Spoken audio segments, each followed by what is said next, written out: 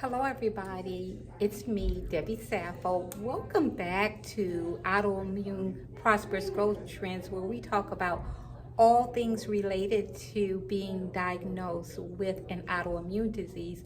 And as promised, I'm bringing you part two of my reflection. This is my 1 year reflection of receiving IVIG hemoglobin infusions, which is under the umbrella of immunotherapy. And I want you to join me as I honestly reflect on what has happened this year.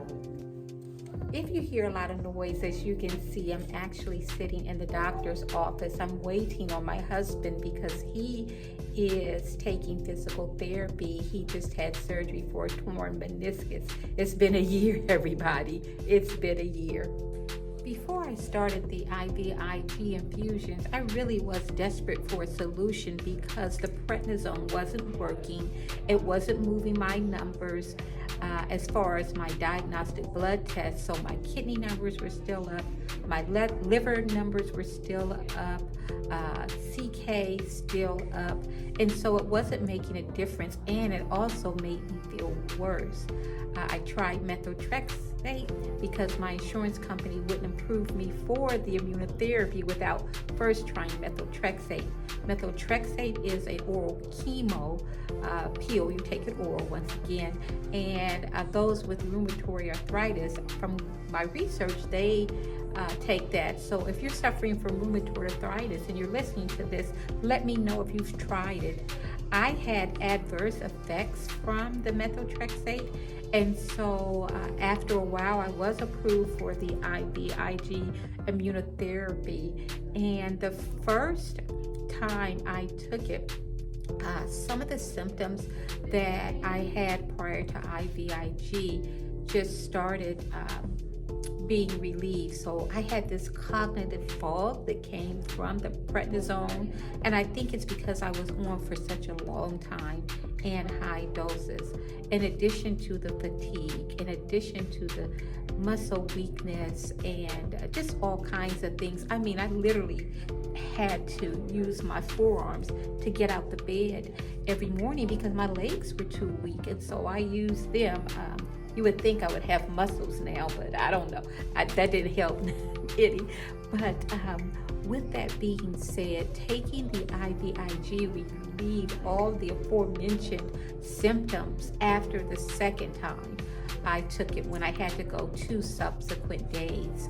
And I said, okay, I can do this. Now, mind you, I'm scared of needles, and I got over that fear quickly because we have to do what we have to do. And so those were a lot of the symptoms that I experienced prior to the IVIG. And then after taking it, I've gotten better each time. Like everything else, though, there are side effects to any type of pharmaceutical drug you're taking because you're actually altering your body chemistry the way God made it to be. So even though I am so grateful for this, it is altering your body.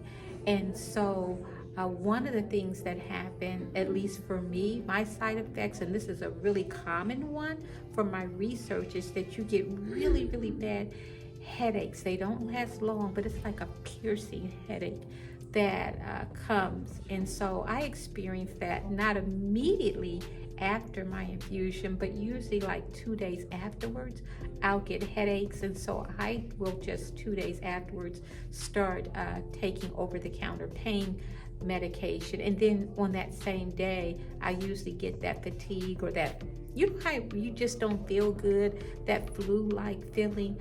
That's how it feels. And so I will have that for 1 day, maybe 4 hours or so. And after that, I don't personally have any symptoms.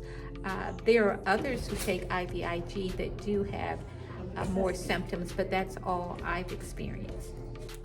So over the past year, as I reflect, one of the benefits is I have almost a renewed sense of purpose after taking the immunotherapy, because I'm so grateful for the medication.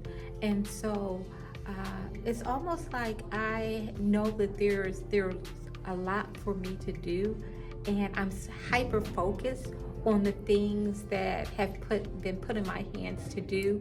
One of them is just educate individuals on autoimmune diseases and how you can really succeed still with your purpose, and you can prosper and you can be empowered even though you've been diagnosed with a chronic disease. We just don't roll over and say, okay, it is what it is. No, there is an opportunity to get better. And if you're new to my channel, you can watch some of my previous videos on how important a diet is and how important exercise is, especially with an autoimmune disease that affects your muscles.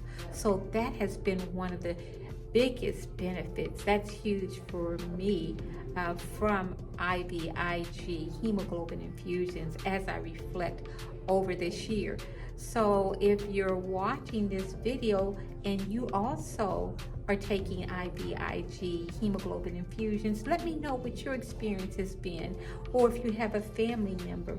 I just appreciate everyone that watch these videos because I'm trying to get the word out on how you can prosper despite being diagnosed with that autoimmune disease, or how you can prosper even if you've not been diagnosed with an autoimmune disease, but you want to grow wherever you are in your walk in life.